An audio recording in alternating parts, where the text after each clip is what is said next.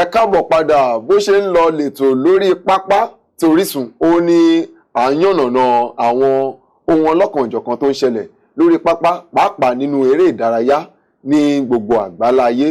àti yànnàná bí ó ṣe ń lọ láàrin ikọ̀ agbábọ́ọ̀lù Super Eagles láàrin àwọn ikọ̀ balógun ṣùgbọ́n sì ohun tí lẹ́yìn ìgbà tá a ti gbọ́ tá a dẹ̀ ti ka ohun tí àwọn ènìyàn sọ lórí ẹ̀rọ ayélujára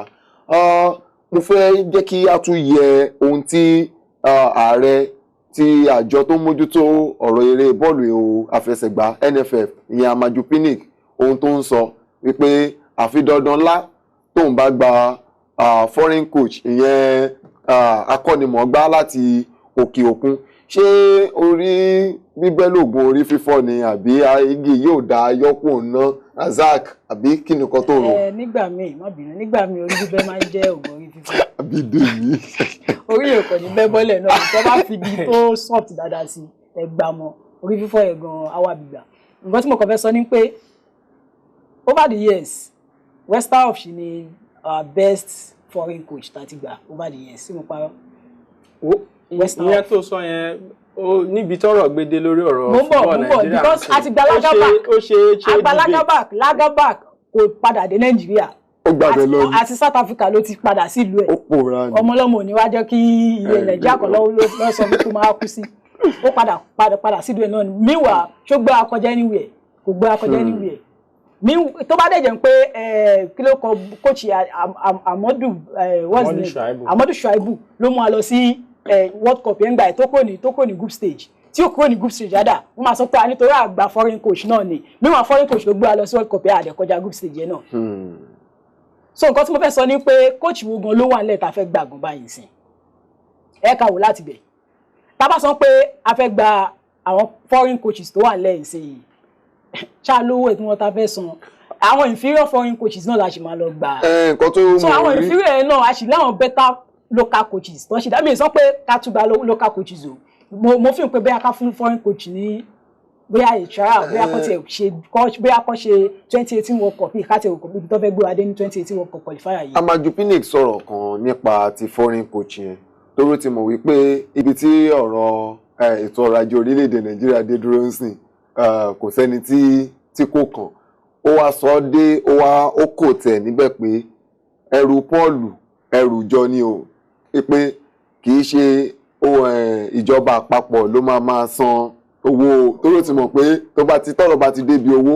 Nàìjíríà lè fàrígá pé ṣùgbọ́n àwọn àjọ kan àwọn àjọ aládàáni kan wà tí wọ́n máa mójútó sísan owó àwọn. nígbà Lagabak náà mo mọ̀ pé organisation kan mi ìfẹ́ dá kan àwọn lọ́sàn Lagabak wọ́n dẹ̀ san owó ẹ̀ ó dẹ̀ lọ ọmọlọ́mọ ọ̀dẹ̀ padà ó dẹ̀ gbowó lọ. torí ìdí tó yẹ kí n mú àwọn apabẹ̀ yẹn jáde ni torí ọ̀rọ̀ tó sọ wípé ṣé agbára wọn ká àwọn tí ó jẹ́ ọ̀jìnmí tó lọ́rìn tó jẹ́ pé ìkọ́nimọ̀ọ́gbà wọn mọ́yán lórí. àwọn èèyàn kò tiẹ̀ believe nínú NFF yìí gan mọ́ because. ṣògo tí èèyàn tó bá wọ́n ní pé ọbẹ̀ tó bá dùn owó ló pa tá a bá gbéra wa síbi tí kò yẹ ká gbéra wa sí àbára wa níbi tí kò yẹ ká bára wa tá a bá gbéra wa síbi tó yẹ tá gbéra wa sí owó á gbé wa débẹ̀ kí àwọn local coaches wa tí wọ́n ń wò wá nílé kí wọ́n má bínú kò sí local coach mo tún sọ kò sí local coach ní Nàìjíríà yìí tó lè gbé Super Eagles dé Promised Land lọ́wọ́lọ́wọ́ báyìí. bẹ́ẹ̀ni. a jẹ́ pé kò sí local player náà tó lè gbé Nàìjíríà dé Promised Land. local based player. pé akọ́nimọ̀ọ́gbá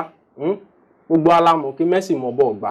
gbogbo adẹ̀ lámọ̀ pé Enrique kọ́ ló kọ ní bọ̀ tó ń gbá yẹn. òun kò fún ní credit o nígbà tó bẹ̀rẹ̀ pé ta ló kọ ẹ̀rọ kò dọ́kọ̀ Enrique. so pé bóyá a local player wà níbí coach by a local coach pé bóyá local coach yẹn ó ní nǹkan kan tí à ń pè ní catalyst ẹlòmíì lè wà kó ní talent kó mọ̀ pé òun ni ṣùgbọ́n tó bá bẹ̀rẹ̀ látọ̀dọ̀ ẹnìkan ẹni yẹn lè rí talent yẹn ṣùgbọ́n ibi tó máa ti talent yẹn máa ti jáde dáadáa kò ń ṣọ̀dọ̀ ẹni yẹn mọ́ ẹni yẹn lè má lágbára yẹn tó bá kọ̀ tó dúró sọ́dọ̀ ẹni yẹn títí ogún ẹ lè má bù jáde torí ibi tágbára ẹni yẹn dé láà ṣe mọ́ Egypt tó náà wá yìí ń sìn Hector Cooper former Valencia coach ní coach wọn Morocco Rena Harvard ní coach wọn a lè jókòó síbi ká máa tanra a lè jókòó síbi ká máa tanra wa jẹ́ pé the best tí local coach lè fún wa òun ni Keshi ti fún wa yẹn. And don't forget Keshi is a foreign coach. báwo lè jẹ́ foreign ó ṣe Keshi ti coach Togo rí ó ti coach Togo rí ó ti coach Mali rí èwo nù àwọn local coach wa ló ti kúrò nílùú yìí èwo nù wọn ló jáde àwọn coach wa nílùú yìí àwọn gbogbo wọn mójútó ọ̀rọ̀ ilé ayé ara wọn ẹlòmíì NIS Nigeria Institute of Sport tí wọ́n ti ṣe láti 1974 òun ló ń gbé kiri dé ní.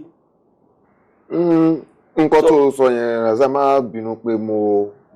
kọ̀ tẹ̀ mo fẹ́ gbìyànjú láti jẹ́ kí n mú nǹkan kan jáde nínú ẹ̀ wípé foreign coach tí orúkọ tuntun tí mo tún gbọ́ tí Keshi jẹ́ yẹn nínú ìtàn torí nígbà míì ìrírí a máa fúnni lórúkọ àyà jẹ́ pé nínú ìrírí Keshi nsìn ló ti sọ òun náà di foreign coach yẹn akọ́nimọ̀ọ́gbá láti òkè òkun bó tiẹ̀ jẹ́ wípé ọmọ ilẹ̀ wa ni ṣé kì í wá ṣe pé kíní ọ̀hún náà ló fún ní ìṣòro tó ní pẹ̀lú àjọ NFF yẹn torí pé ó kọ lẹ́tà sí